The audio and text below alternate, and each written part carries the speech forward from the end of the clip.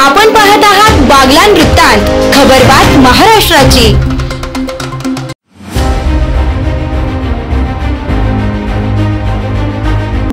आदिमाय आदिशक्ती श्री सप्तशृंगी गडावर राजे चौकातील पुलाजवळ मंगळवारी दिनांक 4 फेब्रुवारी 2025 रोजी रात्रीच्या सुमारास एका निराधार महिला व्यक्ती वय वर्ष साधारण 60 थंडीच्या कडाक्यात झोपलेल्या अवस्थेत आढळून आली होती।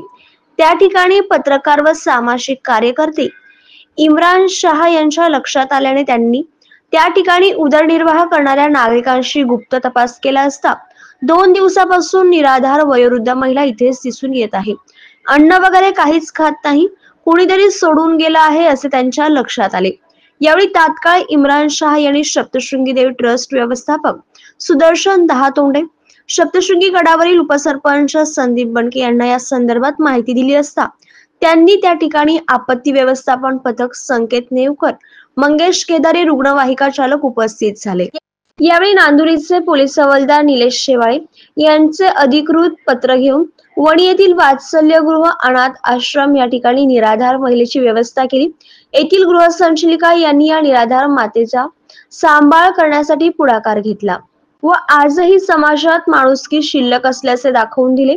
यावेळी सप्तशृंगी निवासिनी देवी ट्रस्टचे व्यवस्थापक सुदर्शन दहातोंडे यांनी बागलाण वृत्तांतशी बोलताना सांगितले की तेथील आपत्कालीन मदत केंद्र व आपत्ती व्यवस्थापन टीम 24 तास भाविकांच्या सुरक्षतेसाठी कार्यरत आहे। ही सेवा विनामूल्य देवस्थान ट्रस्टच्या वतीने देण्यात येते अशी माहिती दिली। ज्याला कोणी नाही त्याला आधार देण्याचे काम येथील वात्सल्य आधार आश्रम करत असतं। जनसेवा हीच ईश्वर सेवा हा संकल्प घेऊन मी कार्यरत असते अशी माहिती येथील व्यवस्थापक कौशल्या ज्ञानेश्वर पवार यांनी दिली। बागलाण वृत्तांतसाठी सहसंपादक मनोज वैद्य। व्यवस्थापन मध्ये मी संकेत नेवकर। खरं तर मला पत्रकार इम्रान शाह यांचा फोन आला की एक वयोवृद्ध महिला, थंडीचं वातावरण होतं आणि त्या महिला बिचारा तिथं आथरून झोपलेल्या होत्या रस्त्यावरती आणि त्यांचा मला फोन आला की असं असं आहे, आपण चौकशी केली पाहिजे। मी माननीय व्यवस्थापक सुदर्शनजी दहातोंडे साहेबांना फोन केला आणि त्यांना पूर्ण माहिती दिली। साहेबांनी मला असं सांगितलं की तू त्यांनी आपल्या ट्रस्टची ॲम्ब्युलन्स आहे, तू त्यांना फोन कर आणि त्यांना हॉस्पिटलला घेऊन जा। तर पत्रकार साहेबांना मी सांगितलं की असा असा विषय। तर पत्रकार साहेब यांनी कौशल्याजी पवार ज्या वात्सल्याच्या संचालिका यांना फोन केला। तर ताईंनी आम्हाला एका शब्दात सांगितलं की मी आहे, तुम्ही काही टेन्शन घेऊ नका। आणि एवढ्या निम्म्या रात्री सुद्धा ते आमच्यासाठी धावून आल्या आणि त्यांनी तो एक मदतीचा हात दिला, याचा मनस्वी आनंद होतो। आणि त्याच पद्धतीने आमचे मंगेश सर असतील, गवळे मॅडम असतील, हे सर्व आम्ही, तसेच आमचे रुग्णवाहिका चालक बाळू पवार, आम्ही सर्व टीम सोबत या वात्सल्य अनाथ आश्रमला घेऊन आलो।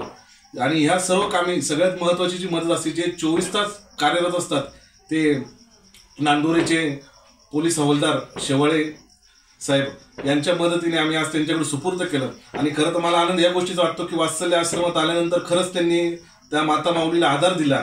ज्या माता माऊलीचं कुटुंब त्यांना सोडून गेलेलं आहे, पण त्यांचा शोध सुरू आहे। ज्यावेळेस त्यांचा शोध सुरू होईल आणि ज्यावेळेस त्यांना ते कळत त्यावेळेस ते घेऊनच जाणार आहे। पण शेवटी एक हात मदतीचा असतो, एक वात्सल्य लागतं आणि कोणीतरी आपलं असावं लागतं। म्हणून या जगामध्ये अजूनही आपण या व्हिडिओच्या माध्यमातून थोडीशी माणुसकी आपण म्हणतो ती शिल्लक आहे।